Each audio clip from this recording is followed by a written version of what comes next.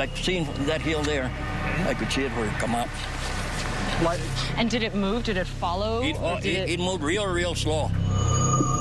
Lurie Manuel Sanchez witnessed an unexplained light that was hovering over the mountain. Where the light ended up is where he discovered the mutilated cow, but the carcass disappeared soon after. Our plan is to sweep the area, look for paranormal evidence such as unusual magnetic fields or even traces of radiation. We also hope to find remnants of the cow that we can have tested for abnormalities. I have the EMF reader, you have the Geiger counter. We want to check for different levels of radiation, magnetic field changes, all of that stuff. We'll start out at the cypress tree that Manuel showed us. That's where he found the fourth calf. I want to start reading my tri-field meter, seeing if there are any anomalies in the area. Natural radiation occurs. Yeah. So you just look for like a baseline, see what the whole area is generating. If you have a spike at the site, that's something we have to be cognizant of. Okay. I'm not getting anything at all, not even right over here by the stick, which is where Manuel pointed out to us that he found the fourth mutilated calf. I'm going to try to uncover the area and grab some samples. That was a pretty big cow that was here, and there's got to be some remaining thing, just couldn't completely disappear. Okay, guys, I'm actually getting a small spike over here. Hey, guys! Did you find something? Yeah, I did.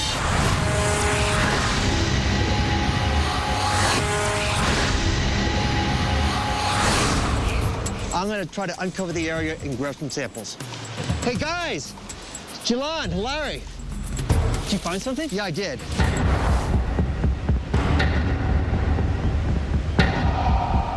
I found a bone from a cattle. Oh, wow. Let's not even touch this bone. Excellent. We got these samples. Let's get out from under here, guys.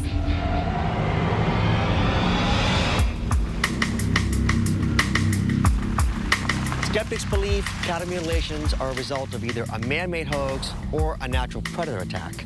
If it's a man-made hoax, how do they do this overnight without leaving any trace evidence behind?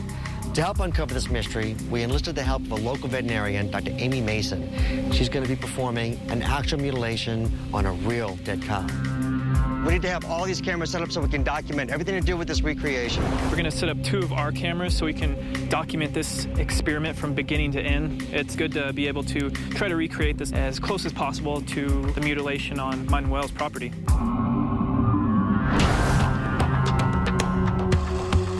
I think this is probably our vet, Dr. Mason. Hello. Hey. Dr. Mason let us know that the cow has died of natural causes, and it's gone ahead and registered our experiment with the American Humane Society. And we've also promised that after the experiments, this calf will then be moved to the wolf sanctuary so that it does not go to waste. She's going to help us try to replicate the evidence that we found with the mutilated cattle, which shows very precise incisions.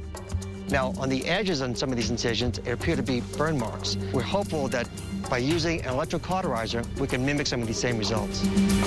Let's try this. Let's go right for what this is. It's coming up like this. There it goes.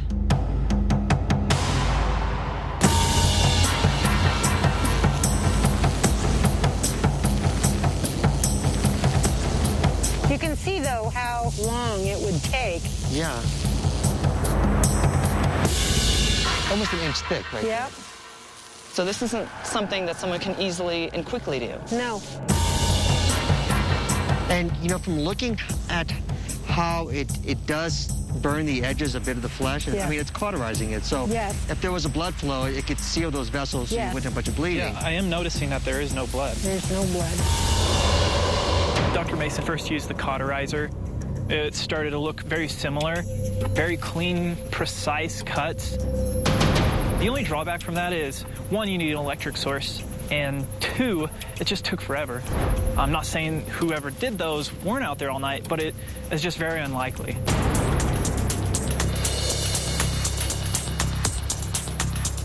Have you ever heard of a predator being able to make these types of cuts? Usually you'll see claw marks and bite marks and teeth marks, and you'll see where they've left tracks and trails. No, they're not neat. This happened in 24 hours. Now, where did the mess go? The cauterizer didn't prove very practical in this sense. Maybe it was something portable that made the cuts, possibly a laser. So, Doctor, actually we have a laser. Maybe we can try to use that as make some precision cuts.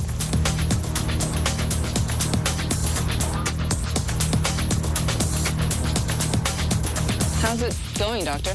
You know, I don't think it's cutting very well. With this laser, it would take an incredibly long time. The laser wasn't effective at all. If it wasn't a cauterizer or a laser, maybe it was something like a knife or a scalpel.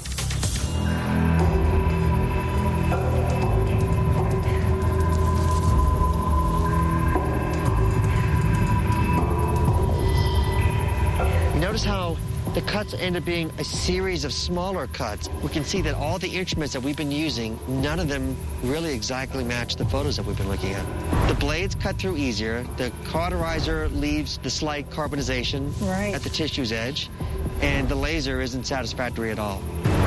I don't think that there's a person capable to clean out a carcass like the pictures that we saw. The carcass was completely cleaned out, void of any meat, any organ material, any vessels. You know, I just don't believe that a person would be able to do that.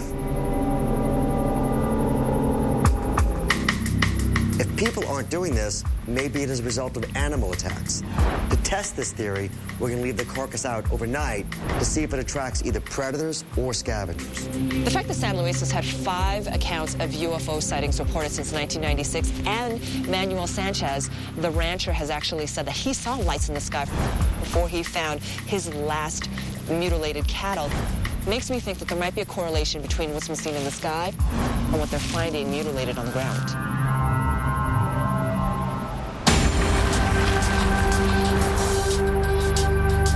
So instead of just doing 4 cameras out into the field, I think we should put one skyward. What do you guys think? Now let's aim it northward.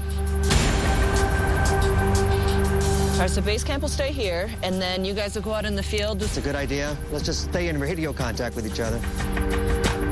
All right, so right now we have cameras looking this way.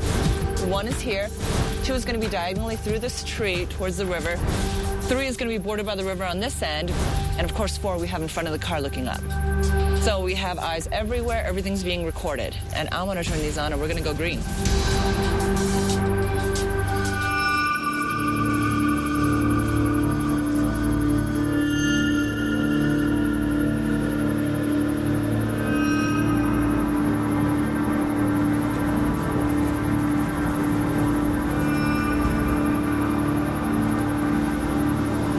See that over there? Where? Looks like something fell. Let me go take a look. All right. What is that?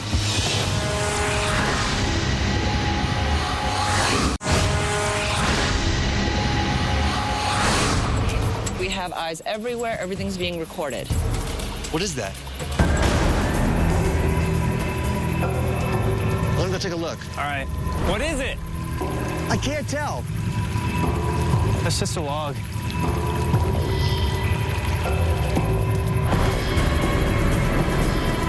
Yeah, I know that this place did have 5 reported instances since 1996, so I'm hoping that we do see something in the sky. Manuel did report seeing something. This is the path that they're taking. We're actually on it right now.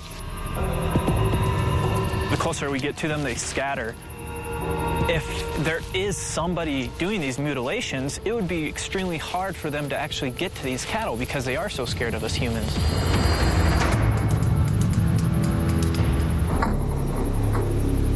I think we've scoured this whole area, but I don't think we're going to have a fresh mutilation that we're going to see tonight. We knew the chances were slim that we would encounter anything that could explain what's happening here on the Sanchez Ranch. Even if we spent months out here, there's no guarantee we'd get what we need. In the morning, we're going to check the carcass and the footage to see if it's attracted a predator or whatever it is that's causing these mutilations.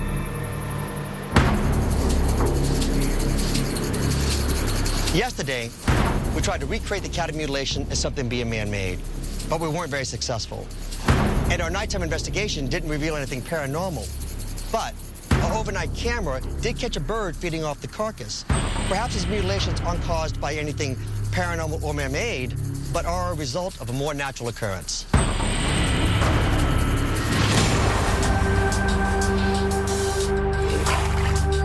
One of the theories on the mutilation of cows, on how the precise incisions get there, is from natural bloating from within. So we have an experiment here to try to replicate that, see if we can get those precise incisions. So I have the new bladder here. We're going to put that into the spot. And this is our large cow hide. One of the big differentiations between just a cow dying of natural causes out in the pasture and a cattle mutilation is the presence of surgical-like cuts within the hide. So what we've gone ahead and done is found consumer-grade cow hide, and we've mounted it onto a large board. And we've put a balloon in there that we can blow up with air to mimic the natural gases expanding underneath the skin. Hopefully we can make that balloon blow up to the point that it would split the skin and it would create these very surgical-like incisions within the hide. Okay, you guys ready? Yep. Ready whenever you are. Here we go. Let's start. It's blowing up pretty nice. It is blowing up.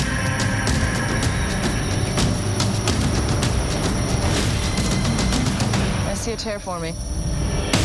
It's ripping back here. It's ripping on this side. There, are you getting that? You see it? Yeah. That's really precise. Now, one of the things that is a hallmark of some of these mutilation cases is radioactivity in the area. Believe it or not, there was a slight trace of radioactivity right where the mutilated cow was found.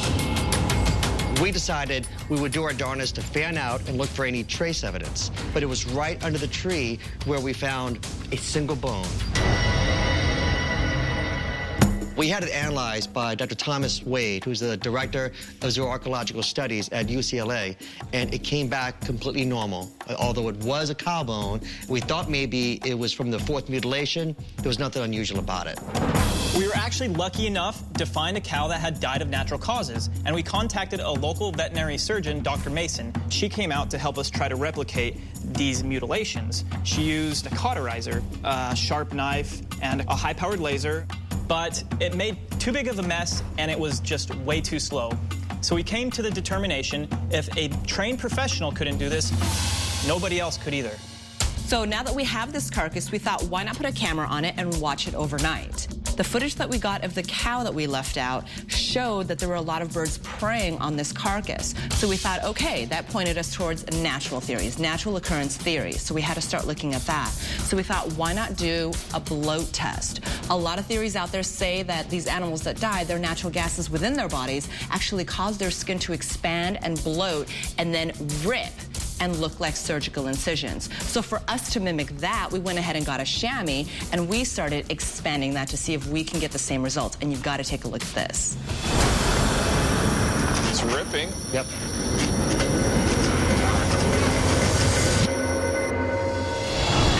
Almost in a straight line. Yeah. It actually seems to follow just the shape of the bladder.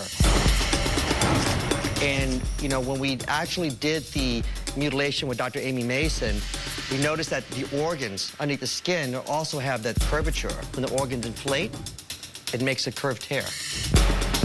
I know that cows generate a lot of methane and other gases inside, so I could see that being a factor. You guys think this is possibly what caused this animal to rupture in that way? Definitely, because even with a calf that we were using that was only dead for about 24 hours when we started our experimentation, had already begun bloating, and Dr. Amy Mason actually pointed that out to us. So what we're trying to say is this case doesn't look like it's paranormal. Given the indicators of the bloat test and how the scavengers were picking on the carcass posthumously, I would say that it is a natural phenomenon. It's a very plausible explanation that this was a natural occurrence. I say this case is closed.